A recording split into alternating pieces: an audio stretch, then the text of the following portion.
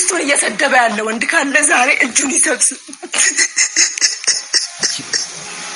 ባል ሚስቱን አንስቶ እጁን መምታት የጀመረ ቀን እየፈታት ነው።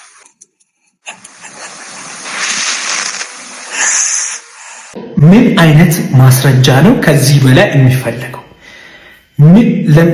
ምንድነው መቅረብ ያለበት ከዚህ በላይ? ለሰው ልጅ አይደለም ለሚስት ለሰው ልጅ የማይገባ ክብር ነበር ትሪትመንት ነበር ሲያደርግላት የነበረው ለሰው ልጅ የማይገባ። በዛሬው ዕለት ማህበራዊ ሚዲያውን ከተቆጣጠሩት ጉዳዮች መካከል ባለፈው ዓመት ማለት መጋቢት 1 ቀን 2017 ዓመተ ምህረት አዲስ አበባ በሚገኘው አርቲስት አንዷለም ጎሳ ጋር ይኖሩበት ከነበረው መኖሪያ ቤት 5ኛ ፎቅ ላይ ወድቃ ህይወቷ ማለፉ የተሰማው ሞዴል ቀነኒ የነበረችበትን አሳዛኝ ሁኔታ ታናሽ ወንድሟ ሊበን አዱኛ እያንዳንዱ ጉዳይ በመረጃና በማስረጃ በቪዲዮ ጭምር በመምጣት በቲክቶክ ማህበራዊ ድረገጽ ላይ ካጋለጠ በኋላ በጣም በርካታ ሰዎች የራሳቸውን ሐሳብና አስተያየት እየሰጡ ይገኛሉ። ታዲያ በዚህ ጉዳይ ላይ ዝምታቸው ከሰበሩ ሰዎች መካከል አንዷ እንግዲህ ተወዳጇ ዘማሪት ሶፊያ ሽባባው ነው። ዘማሪት ሶፊያ ሽባባው እንግዲህ ከ321,000 በላይ ተከታዮችን ባፈራችበት የራሷ የፌስቡክ ማህበራዊ ድረገጽ ላይ እህታችን ቀነኒ ሁኔታ ጋር አያይዛ በጽሁፍ አንድ መልእክትን አስፍራለች። እኛም ጽሁፉን እናነብላችኋለን። ጽሁፉም እንደዚህ ይላል። ለሁሉም ነጠላ እናቶች ወይንም ደግሞ ሲንግል ማም አንድ እውነት መናገር እፈልጋለሁ። ነጠላ እናት መሆን ወይንም መፋታት ዋጋችሁን አያሳንስም። እንደ እግዚአብሔር ቃል የሚከለክል ሁኔታ እስከሌለ ድረስ ክብር፣ ፍቅርና ኪዳን ያለበት ግንኙነት ለእናንተም ይገባችኋል። ብዙ ጊዜ ወንዶች ነጠላ እናቶችን ለጊዜያዊ ግንኙነት ብቻ ይቀርባሉ። ይህ ግን ፈጽሞ ትክክል አይደለም። የእናንተ የቀድሞ ህይወት ወይንም ሁኔታ ወደፊታችሁን አይወስንም። በአገራችን ያለው ማስመሰል የሞላበት የባህልና አግባብነት የሌለው የሃይማኖት ተጽዕኖ አንዴ ከተፋቱ በኋላ ካገባው ሰዎች ምን ይለኛል በሚል ኪዳን በሌለው ድብቅ ግንኙነቶች ተደብቆ ህይወትን ለማበላሸት የሚያመቻች ባህልም ቢኖርንም ያንን የማስመሰል በሰው ፊት ብቻ የሆነን ቅድስና የሚመስል ወንብድና እምቢ ብለን ትክክለኛውን ነገር ከጌታ እስከሚመጣ ድረስ ጊዜያችንንና ሰውነታችንንም በክብር እንጠብቅ። እኛ እግዚአብሔርን ለማክበርና ሰውነታችንን ለመጠበቅ ተጠርተናል። ያለ ቁርጠኝነት የሆኑ ግንኙነቶችን አንፍቀድ። ነጠላ እናት የማንም ዱርዬ ጊዜያዊ መደበቂያ አይደለችም። ነጠላ እናት ከልጆች ጋር የቀሩ ከእንዲህ ርካሽ ግንኙነት እንጂ የከበረ ትዳር የማይገባቸው የሚያሳዝኑ ብቸኞች ሳይሆኑ የወደፊት መሪዎችን እያሳደጉ ያሉ ጀግኖች ናቸው። ልጆቻችሁ የድካማችሁ ምልክት አይደሉም፣ የጽናታችሁ የፍቅራችሁና የኃይላችሁ ምስክሮች ናቸው። እናንተ ክብር ያለው የሚቆይና እግዚአብሔርን የሚያከብር ግንኙነት የሚገባችሁ ሴቶች ናችሁ። ብቻችሁን መቆየት አትፍሩ። ብቻ መሆን ከተሳሳተ ግንኙነት እጅግ በጣም የተሻለ ነው። እግዚአብሔር ለእናንተ ያዘጋጀው ፍቅር ጊዜያዊ አይደለም፣ ቃል ኪዳን ነው በማለት በራሷ የፌስቡክ ማህበራዊ ድረገጽ ላይ ከቀነኒ አዱኛ ህልፈተ ህይወት ጋር አያይዛ እንግዲህ ይህንን ጽሁፍ አስፍራለች። የቀነኒ ወንድም ንግግር አይቼ የመጣሁት ምን አይነት ማስረጃ ነው ከዚህ በላይ የሚፈልገው? ምንድነው መቅረብ ያለበት ከዚህ በላይ? ምን አይነት ኤቪደንስ ነው የምንፈልገው?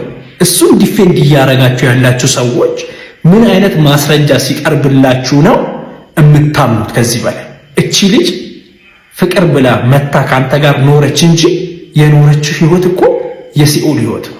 እንዴት ነው ሰው እሱን ብላ ለፍቅር መስዋዕትነት ከፍላ እሱ ጋር ለመኖር ራሷን አሳልፋ የመጣችን ሴት ቢያንስ ከሌሎች ችግሮች ራሱ ፕሮቴክት አድርጎ ራሱ ጋር መያዝ ያለበት እንደዛ አይነት የሲኦል ህይወት ውስጥ እንድትኖር የፈረደባት?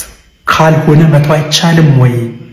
እሷ እንኳን እሺ ፍቅር ይዟት አልሄድም ብትል እንኳን እንደዛ አይነት መከራ እያየች እንኳን ያንን የመከራ ህይወት ብትመርጥ እንኳን ካልተፈለገ እንደዛ ፊቷ እስኪበላሽ ድረስ ትቶ መሄድ አይሻልም ወይ?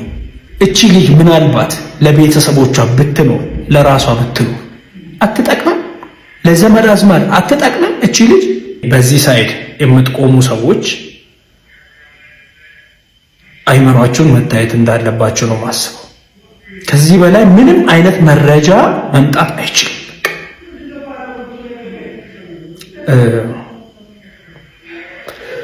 ትናንትና ወጥቶ ግን እሱ ሲያወራ ለሰው ልጅ አይደለም ለሚስት ለሰው ልጅ የማይገባ ክብር ነበር፣ ትሪትመንት ነበር ሲያደርግላት የነበረው ለሰው ልጅ የማይገባ። በኋላ ተቀበልኳትና ዞር አልኩኝ። ከዛ በኋላ ይስፋል ብላ ተወረወረች። ሲጀመር ካጠገብ ተነስታ ስትወጣ ምስትህ ነች። ላይክ ሰራተኛ እንኳን እንዲህ አይደረግም። የሰው ልጅ ነች። አቅርበ ምን ሆነሽ ነው ደረተኝል መሽቷል አይደለ ብለ ለምን ይዘሃት አላወራሃትም ነበር? ኢቭን አንተ ባልኮ እንኳን ብንሄድ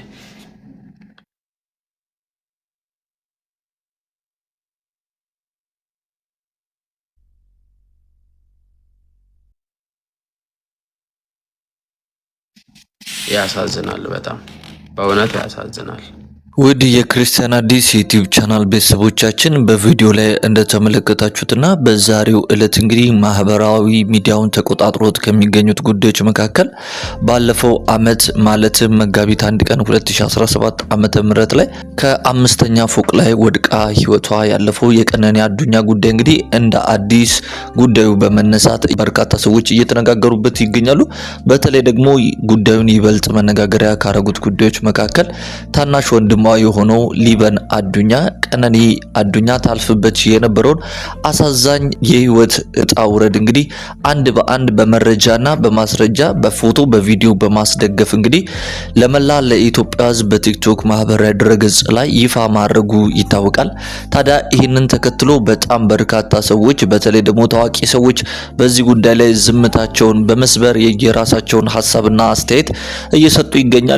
ከነዛ ሰዎች መካከል እንግዲህ በወንጌላውያን አማኞች ዘንድ እጅግ ተወዳጅ የሆነችውና በዝማሬ አገልግሎቷ የምናውቃት ሶፊያ ሽባባው በራሷ የፌስቡክ ማህበራዊ ድረገጽ ላይ ቀደም ብለን ያነበብልንላችሁን ጽሁፍ አስፍራለች ማለት ነው። ከዛም በኋላ በጣም በርካታ ሰዎች በቪዲዮ እንደተመለከታችሁት በቲክቶክ ማህበራዊ ድረገጽ ላይ ሐሳብና አስተያየታቸውን እያሰፈሩ ይገኛሉ።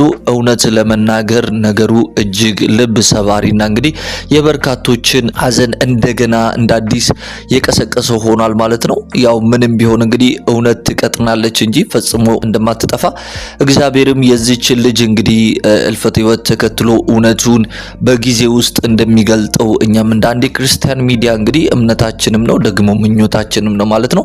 በዚህ ሁሉ መረዳት እንደምንችለው እንግዲህ ህይወት ቅጽበታዊ እንደሆነችና በእያንዳንዱ የህይወት እንቅስቃሴዎቻችን ሁሉ እግዚአብሔርን እያሰብና በእግዚአብሔር ሐሳብ ውስጥና ቅድ እንድንኖር መልእክታችንን በዚሁ አጋጣሚ ለማስተላለፍ እንፈልጋለን።